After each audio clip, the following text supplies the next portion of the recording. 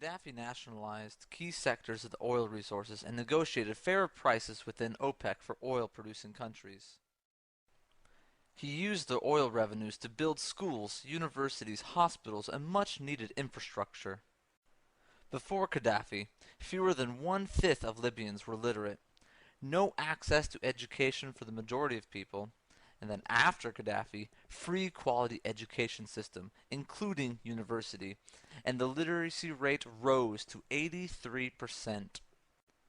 Libya has free healthcare. All people, including the rebels, have access to doctors, hospitals, clinics, and medicines free of charge.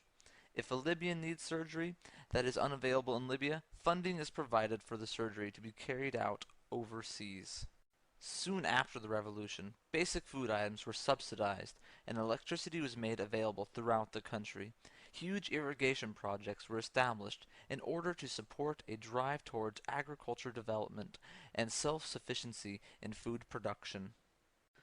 Gaddafi initiated the construction of the Great Man-Made River, referred to in the Guinness Book of Records as a wonder of the modern world. This gigantic river has managed to turn the coastal desert green. In its early days, skeptics called it the Great Madman's River, a reference to the Libyan leader Muammar Gaddafi and its enormous expense, billions of dollars. Any Libyan who wanted to become a farmer was and still is given free use of land, a house, farm equipment, livestock, and seeds. Gaddafi vowed to house every Libyan, many of whom were still living in tents and houses made out of oil drums. He also vowed that his own parents, who lived in a tent, would not be housed until every Libyan was housed. His mother had only one complaint. Her son insists that they remain in their tent until every Libyan is properly housed. He fulfilled that promise, his own father dying before he had the opportunity to move him into a home. Large-scale housing construction took place right across the country, all Libyans being given a house or apartment to live in for free. Under the leadership of Gaddafi, Libya has attained the highest standard of living in Africa, rated on the UN's HDI ahead of Russia, Brazil, and Saudi Arabia. In 2007, in an article which appeared in the African Executive magazine, it was noted that Libya, unlike other oil-producing countries such as Nigeria, utilized the revenue from its oil to develop its country. Gaddafi believes that economic democracy can only be achieved when the GDP of a country benefits all of its citizens, and when the country's wealth is dispersed to every single citizen. Today, money from Libya's oil revenue is directly deposited into the bank account of every Libyan. Gaddafi is dedicated to the emancipation of Libyan women, encouraging them to participate in all aspects of political life. The revolution ensured that women gained full access to education and has actively encouraged acceptance of female paid employment. Libya is a very traditional society, and these moves by Gaddafi have been met with stiff resistance, especially by the forces in Benghazi. He opposed the U.S. invasion of Iraq and condemned those Arab leaders who supported the so-called coalition of the willing, earning the wrath of the Saudi monarchy when he said that the Kaaba was under the yoke of American occupation, and questioned what meaning the Hajj has for Muslims as long as the American occupation of the sacred house of God continues. In October of 2010, Gaddafi was the first and only leader in the Arab world to formally apologize for the Arab role in the trade and capture of Africans. This infuriated Arab leaders, disgruntled with the arrogance of the Arab leaders and the continual thorn in their side, as he openly criticized their hypocrisy and servitude to Western imperialism. Gaddafi became isolated in the Arab world.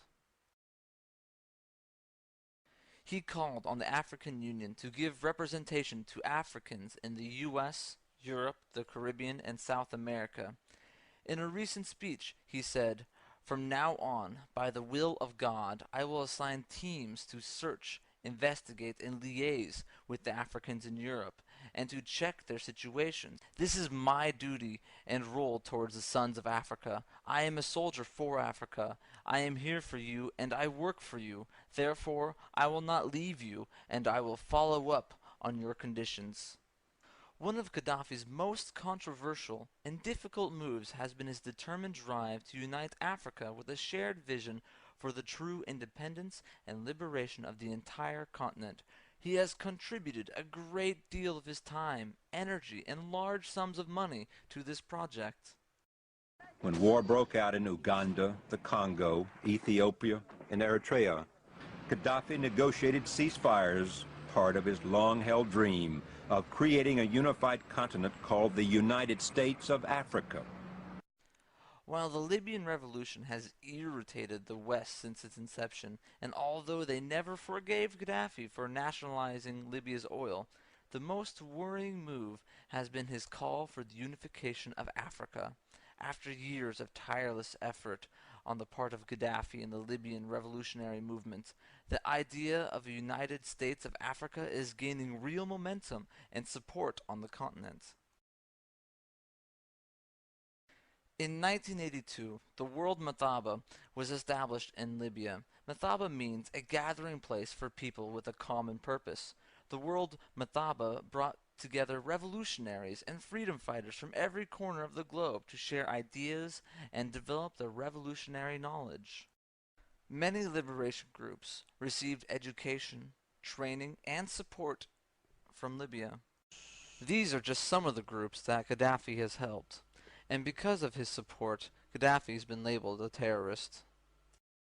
Nelson Mandela called Gaddafi one of the 20th century's greatest freedom fighters and insisted the eventual collapse of the apartheid system owed much to Gaddafi and Libyan support. Mandela said that, in the darkest moments of our struggle, when our backs were to the wall, Muammar Gaddafi stood with us.